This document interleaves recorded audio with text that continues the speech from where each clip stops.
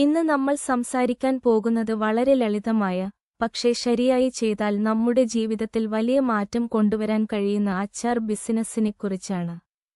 നിങ്ങൾ പുതുതായി ഇതിലേക്ക് കടക്കുന്ന ഒരാളാണെങ്കിൽ, അല്ലെങ്കിൽ ഇതിനകം അച്ചാർ ബിസിനസ് നടത്തി വരുന്ന ഒരാളാണെങ്കിലും, ഞാൻ പറയുന്ന കാര്യങ്ങൾ ശ്രദ്ധിച്ചു പ്രാവർത്തികമാക്കിയാൽ നിങ്ങളുടെ ബിസിനസ് വിജയകരമായി മുന്നോട്ട് കൊണ്ടുപോകാൻ സഹായകരമായേക്കാം.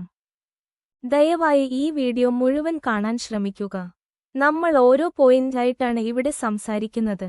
ഓരോ കാര്യവും വളരെ പ്രധാനപ്പെട്ടതാണ്. ശ്രദ്ധിച്ചു മനസ്സിലാക്കൂ. ഇഷ്ടമായാൽ ഒന്ന് സബ്സ്ക്രൈബ് ചെയ്യണേ. അപ്പോൾ നമുക്ക് കാര്യത്തിലേക്ക് കടക്കാം.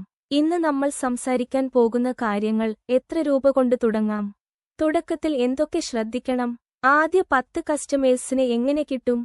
റിപ്പീറ്റ് ഓർഡർ എങ്ങനെ ഉറപ്പാക്കാം? ഡിമാൻഡ് എങ്ങനെ കൂട്ടാം? അച്ചാർ ബിസിനസിന്റെ യഥാർത്ഥ സീക്രറ്റുകൾ എന്തൊക്കെയാണ്? എപ്പോൾ ലാഭം തുടങ്ങും? ലാഭത്തിൽ നിന്ന് എത്ര ബിസിനസ്സിന് മാറ്റിവെക്കണം? പ്രോഡക്റ്റ് പോകാതിരിക്കാനുള്ള കാരണങ്ങൾ എന്തൊക്കെയാണ്? നമുക്ക് ഓരോന്നായി നോക്കാം. 1. എത്ര രൂപ കൊണ്ട് തുടങ്ങാം? 3000 രൂപ മുതൽ 5000 രൂപ വരെ മതി. ഈ എമൗണ്ടിൽ തന്നെ നമുക്ക് അച്ചാർ ബിസിനസ് തുടങ്ങാം. ഒരിക്കലും വലിയ എമൗണ്ടിൽ തുടങ്ങരുത്. കാരണം തുടക്കത്തിൽ നമ്മൾ ചെയ്യുന്നത് വലിയ ബിസിനസ് സ്റ്റാർട്ട് ചെയ്യുക അല്ല. നമ്മൾ ചെയ്യാൻ പോകുന്ന ബിസിനസ് വർക്ക് ആകുമോ ഇല്ലയോ എന്ന് ടെസ്റ്റ് ചെയ്യുകയാണ് ആദ്യ സ്റ്റെപ്പ്. അതുകൊണ്ട് ചെറിയ പൈസയിൽ ചെറിയ ബാച്ച് കൊണ്ട് സ്റ്റാർട്ട് ചെയ്യുക. തുടക്കത്തിൽ 2 അല്ലെങ്കിൽ 3 അച്ചാർ മതി. ചെറിയ അളവിൽ ചെയ്തു നോക്കുക. 2. തുടക്കത്തിൽ എന്തൊക്കെ ശ്രദ്ധിക്കണം? ഇവിടെ ഞാൻ തുറന്നു പറയാം. പലരും ഇവിടെ തന്നെയാണ് പാളുന്നത്. 1. ആദ്യമേ ഒരുപാട് അച്ചാർ ഉണ്ടാക്കരുത്. 3 അച്ചാർ മതി. മാങ്ങ, നാരങ്ങ, ഇഞ്ചി, അല്ലെങ്കിൽ നെല്ലിക്ക, അല്ലെങ്കിൽ വെളുത്തുള്ളി. ഇവയ്ക്ക് എല്ലായിടത്തും ഡിമാൻഡ് ഉണ്ട്. 2. രുചി മാറരുത്. ഒരു ആളിന് നിങ്ങളുടെ അച്ചാർ ഇഷ്ടപ്പെട്ടാൽ അവൻ അടുത്ത തവണയും അതേ രുചി തന്നെയാണ് പ്രതീക്ഷിക്കുന്നത്. 3. വൃത്തിയില്ലെങ്കിൽ അച്ചാർ സ്പോയിൽ ആകും. വൃത്തിയുണ്ടെങ്കിൽ വീട്ടിലുണ്ടാക്കിയ അച്ചാറിന് ആവശ്യക്കാർ കൂടുതലാകും. 3. ആദ്യ 10 കസ്റ്റമേഴ്സിനെ എങ്ങനെ കിട്ടും? ബന്ധുക്കൾ, അയൽവാസികൾ, WhatsApp status, local shop sample. ഈ മാർഗങ്ങൾ വഴി നമുക്ക് ആദ്യത്തെ കസ്റ്റമേഴ്സിനെ കിട്ടും. ഇവിടെ നിങ്ങൾ മടിക്കേണ്ടതില്ല. ഇത് ബിസിനസ്സാണ്. 4. റിപ്പീറ്റ് ഓർഡർ എങ്ങനെ ഉറപ്പാക്കാം? 2 ആഴ്ചയ്ക്ക് ശേഷം വിളിച്ച് ചോദിക്കുക. അച്ചാർ ഇഷ്ടമായോ? ചെറിയ ഓഫേഴ്സ് കൊടുക്കുക. രുചിയിൽ കൺസിസ്റ്റൻസി പാലിക്കുക. റിപ്പീറ്റ് ഓർഡർ ഉണ്ടെങ്കിൽ ബിസിനസ് സെറ്റായി. 5. ഡിമാൻഡ് എങ്ങനെ കൂട്ടാം? ഇനി നമുക്ക് ബിസിനസിന്റെ വളർച്ചയെക്കുറിച്ച് സംസാരിക്കാം. അച്ചാർ ബിസിനസ്സിൽ ഡിമാൻഡ് കൂടുന്നത് വലിയ പരസ്യങ്ങളിലൂടെയല്ല. ഇവിടെ ഏറ്റവും ശക്തമായത് മൗത്ത് ടു മൗത്ത് മാർക്കറ്റിംഗ് ആണ്. ഒരു കസ്റ്റമർക്ക് നമ്മുടെ അച്ചാർ ഇഷ്ടപ്പെട്ടാൽ അവർ അത് മറ്റുള്ളവരോട് പറയാതെ ഇരിക്കില്ല. അങ്ങനെ 10 പേർ 20 പേർ ആകും. 20 പേർ 50 പേർ ആകും. ഡിമാൻഡ് സ്വാഭാവികമായി കൂടും.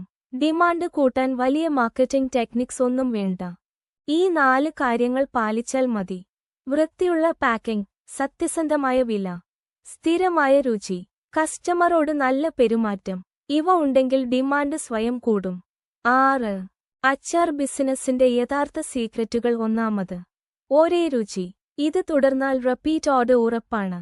2. ചെറിയ ബാച്ച്, ഫ്രഷ് സപ്ലൈ. വലിയ ബാച്ച് ചെയ്ത് സ്റ്റോക്ക് വെക്കരുത്. 3. പാക്കേജിംഗ് തന്നെ പകുതി മാർക്കറ്റിംഗ് ആണ്. അച്ചാർ വാങ്ങുമ്പോൾ ആദ്യം കാണുന്നത് ബോട്ടിലാണ്. ക്ലീൻ ബോട്ടിൽ വേണം. ലീക്ക് വരരുത്. ചെറിയ ലേബൽ എങ്കിലും വേണം. പാക്കേജിംഗ് നല്ലതാണെങ്കിൽ മാർക്കറ്റിംഗ് പകുതിയായി. 4. വിൽപ്പന അല്ല, പരിചയം. ആദ്യം പ്രോഡക്റ്റ് വിൽക്കാൻ നോക്കരുത്. അത് പരിചയപ്പെടുത്തി കൊടുക്കുക. ക്വാളിറ്റി ഉണ്ടെന്ന് അവർക്ക് തോന്നിയാൽ അവർ തന്നെ നിങ്ങളുടെ പ്രോഡക്റ്റ് പ്രൊമോട്ട് ചെയ്യും. 5. ഡെലിവറി ടൈം പാലിക്കുക. വാഗ്ദാനം ചെയ്ത ദിവസം സാധനം കിട്ടിയാൽ വിശ്വാസമുണ്ടാകും. വിശ്വാസമുണ്ടെങ്കിൽ ഡിമാൻഡ് ഓട്ടോമാറ്റിക് ആയി കൂടും. Slowly grow, don't rush. വേഗം വളരാൻ നോക്കിയാൽ ക്വാളിറ്റി പോകും. ക്വാളിറ്റി പോയാൽ ഡിമാൻഡ് പോകും. ഒറ്റവരിയിൽ പറഞ്ഞാൽ രുചി പ്ലസ് വൃത്തി പ്ലസ് കസ്റ്റമർ ട്രസ്റ്റ്. ഇതാണ് അച്ചാർ ബിസിനസിന്റെ യഥാർത്ഥ രഹസ്യം. 7. എപ്പോൾ ലാഭം തുടങ്ങും? ഇത് വളരെ ഇമ്പോർട്ടന്റ് ആണ്. ആദ്യ മാസം തന്നെ ലാഭം എടുത്തു തുടങ്ങാം എന്ന് വിചാരിക്കരുത്. ആദ്യ 1 മുതൽ 2 വരെ മാസം കിട്ടുന്ന പൈസ മുഴുവൻ ബിസിനസ്സിന് തന്നെ തിരികെ ഇടുക. അതുകൊണ്ടാണ് ബിസിനസ് ഗ്രോ ആകുന്നത്. 2 മുതൽ 3 വരെ മാസം കഴിഞ്ഞാൽ റിപ്പീറ്റ് ഓർഡർ വരും. അവിടെ നിന്നാണ് ലാഭം ശരിക്കും തുടങ്ങുന്നത്. 8 ലാഭത്തിൽ നിന്ന് എത്ര ബിസിനസ്സിന് മാറ്റിവെക്കണം? ഇത് പലരും ചോദിക്കാറില്ല. പക്ഷേ ഞാൻ പറയാം. നിങ്ങൾക്ക് കിട്ടുന്ന ലാഭത്തിൽ നിന്ന് കുറഞ്ഞത് 50 മുതൽ 60% വരെ ബിസിനസ്സിന് തന്നെ മാറ്റിവെക്കണം.